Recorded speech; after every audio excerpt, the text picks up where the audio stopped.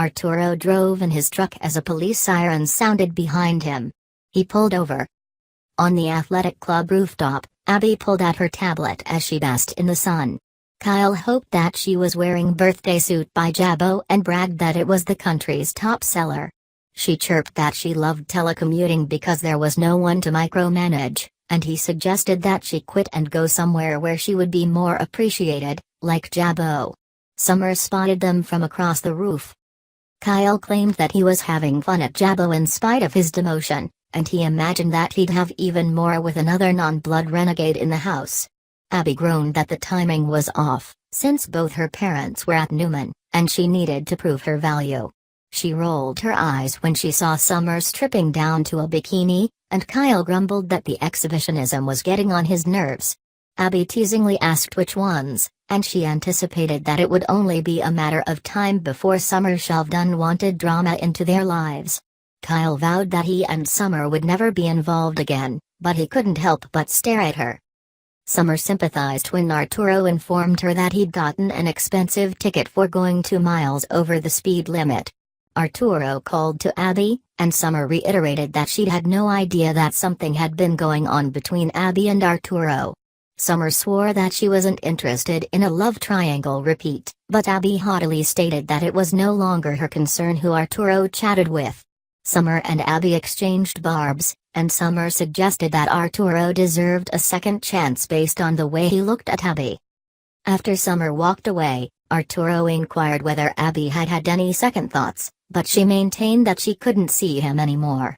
He defended that Summer had been the only familiar face when he'd arrived on the rooftop, but he preferred to talk to Abby. She agreed to talk for a little while, and she noted that he seemed really frustrated over one traffic ticket.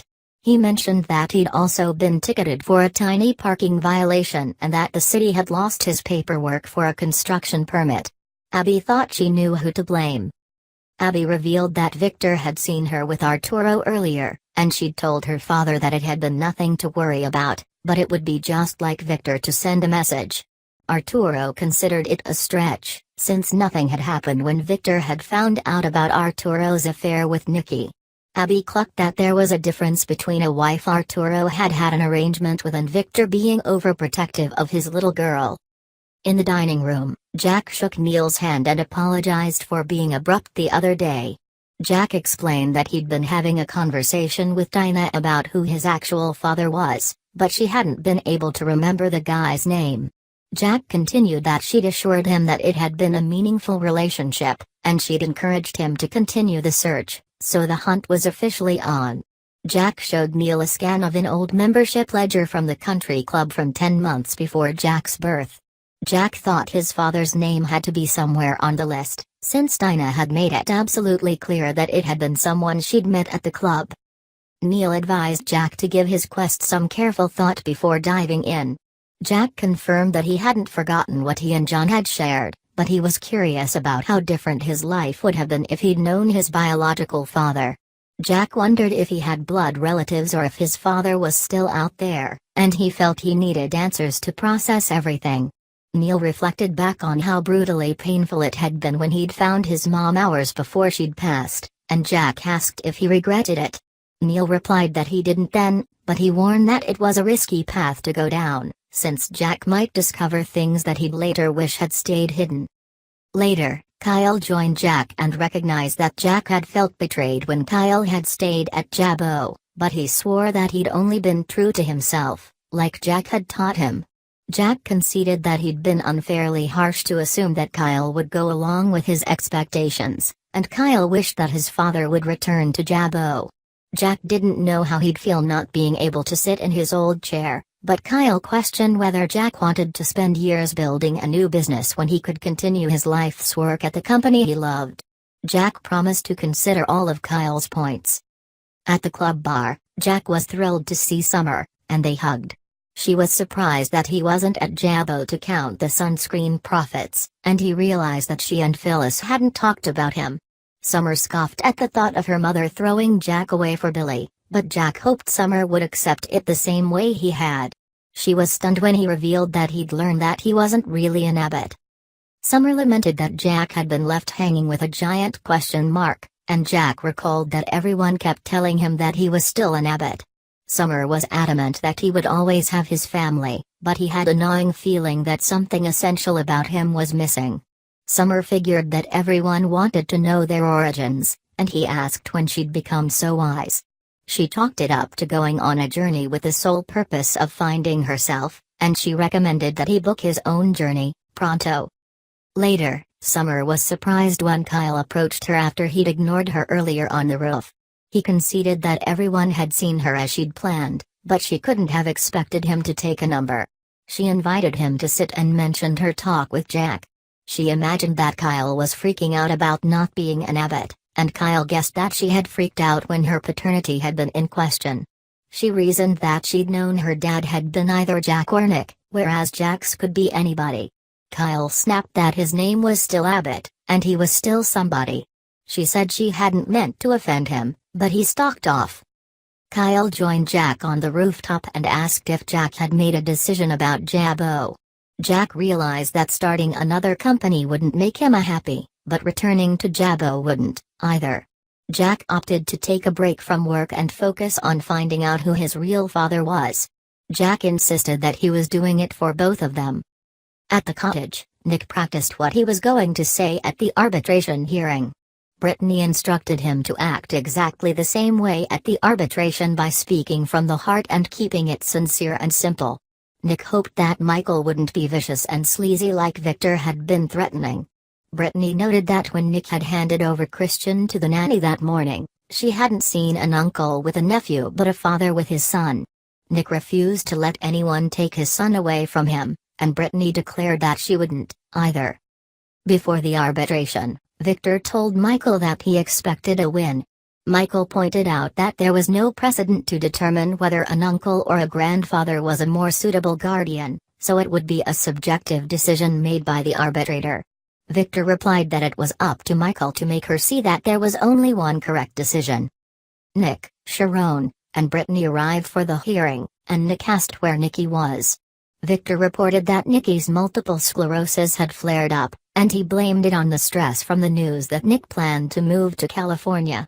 Nick questioned how much stress his mother was under because Victor was suing his own son for custody. The arbitrator entered and explained that the hearing would work like a court proceeding, with all testimony given under oath and her ruling being legally binding after hearing from the parties and witnesses. Sharon blurted out that they should cancel the hearing and reach a compromise, like Nick guaranteeing that he'd stay in town and allow Victor a certain number of visits with Christian. Brittany introduced Sharon as Nick's ex-wife and close friend, and Sharon urged Nick and Victor to work it out on their own before they said things they couldn't take back. Nick huffed that he wasn't interested in giving his father any rights to his son, and Victor countered that he wasn't interested in occasional visitation, he wanted all or nothing. During his opening statement, Michael called Victor an unparalleled cornerstone of the community and a celebrated businessman who employed hundreds in Genoa City and worldwide. Michael referenced Victor's legendary charitable endeavors, but he cited Victor's devotion to his family, his greatest source of pride. Michael mentioned that Victor had recently been at death's door but had fought his way back to health with his family foremost in mind. Michael indicated a special concern that Victor had for Nick, who had suffered a series of devastating professional and personal losses and had made an impulsive decision to divest of a 9-figure trust fund. Michael referred to Nick's acceptance of a senior position at Newman Enterprises, only to turn it down days later and instead accept a surprise job offer at a lower salary in San Diego in order to cut ties, uprooting his 2 young children. Michael contended that his client was distraught because he adored his grandchildren, and the feeling was mutual, but grandparents couldn't overrule the wishes of a child's parent. Michael specified that Nick was really Christian's uncle, which changed everything.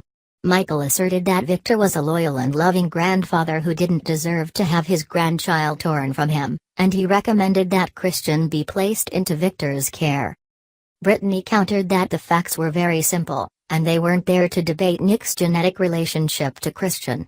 Brittany argued that Christian was legally Nick's son, since Nick had been married to Sade at the time of her death, and Nick's name was on Christian's birth certificate. Brittany continued that Nick had believed that he was the boy's biological father until recently, but the truth hadn't changed Nick's feelings because family was defined by more than DNA results. Brittany stated that Christian was a happy, healthy little boy because of the love and dedication of the only father he'd ever known, and removing him from Nick's custody would cause irreparable harm. Michael presented the DNA results that proved Christian was Adam's biological son. Victor shared that he'd learned about Christian's paternity shortly after the boy's birth, but he'd concealed it to protect Nick. Victor asserted that he'd had no reason to interfere as long as Christian remained in town, but he'd changed his mind when Nick had declared his intention to cut Victor out of Christian's life. Victor explained that Adam had fathered 2 boys and that Chelsea had disappeared with one of them, leaving Christian as Victor's only link to Adam. Michael inquired whether Victor could provide a better home for Christian, and Victor contended that he could, both financially and emotionally. Victor referred to Nick's history of changing his mind and making impetuous decisions, like moving back in with his ex-wife days after Chelsea and Connor had left. Victor continued that Nick had decided to move to California without considering the welfare of his children, but Victor would put the welfare of the boy above all else. Brittany was skeptical that Victor would be a better role model despite 2 felony convictions, and she presented an exhibit of his criminal record. Victor testified that he'd paid his dues by serving time, and he'd regained his position in the community and as head of his company. Brittany wondered how it was possible for the head of a billion-dollar global conglomerate to be involved in Christian's daily life, and Victor pledged to make it his priority. Brittany pointed out that Nick and Victoria had been raised by Nikki, nannies, and household staff, and Victor defended that he'd been building his business during a different time, but he didn't have those responsibilities anymore.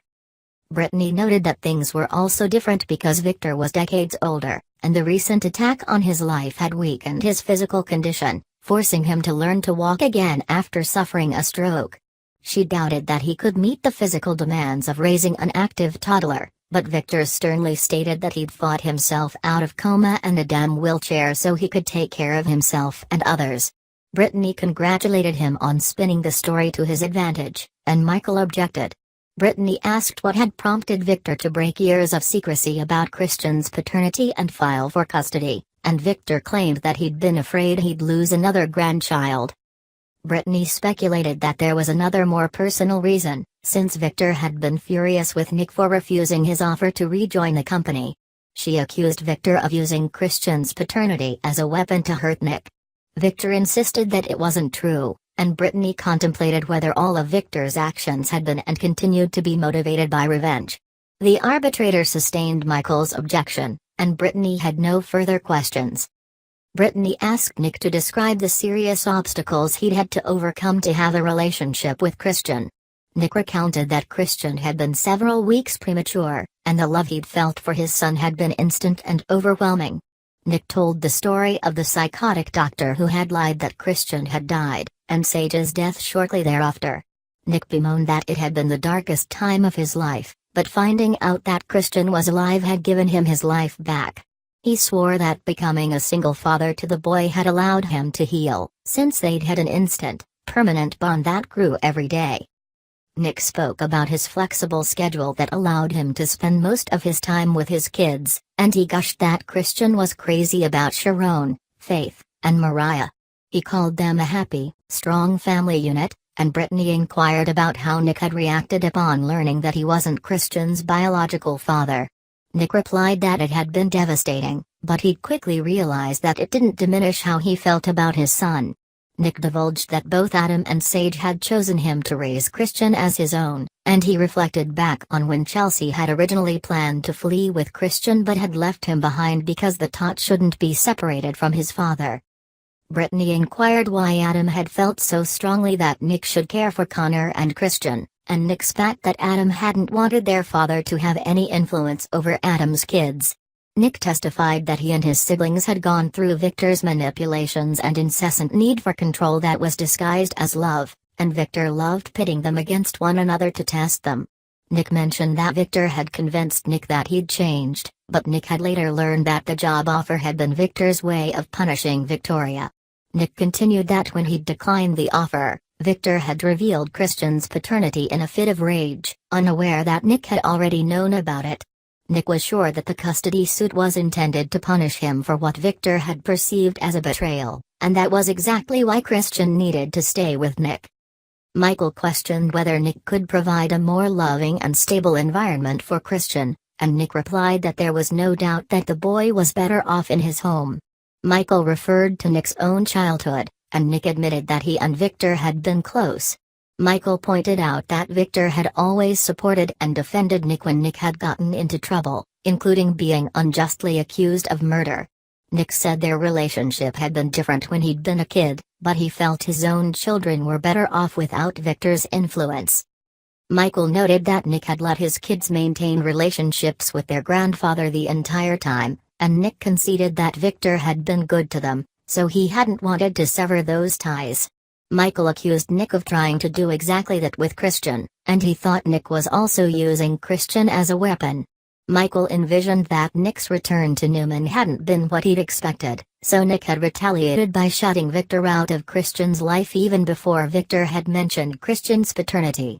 Nick bellowed that he was tired of it, since Christian was his boy. Brittany advised Nick to sit down and stop talking, and the arbitrator threatened to hold him in contempt. During a break, Nick apologized for hurting his chances, but Brittany assured him that he'd made a strong argument about why he should retain custody. Meanwhile, Victor suspected that while Michael had gotten Nick to crack at the end, Nick still held the momentum. Victor ominously stated that Michael knew what needed to be done, and Michael asked if Victor was certain that he wanted to take that approach. Victor barked that his son had left him no option. The arbitrator announced that they were back in session, and Michael called the rebuttal witness, Sharon.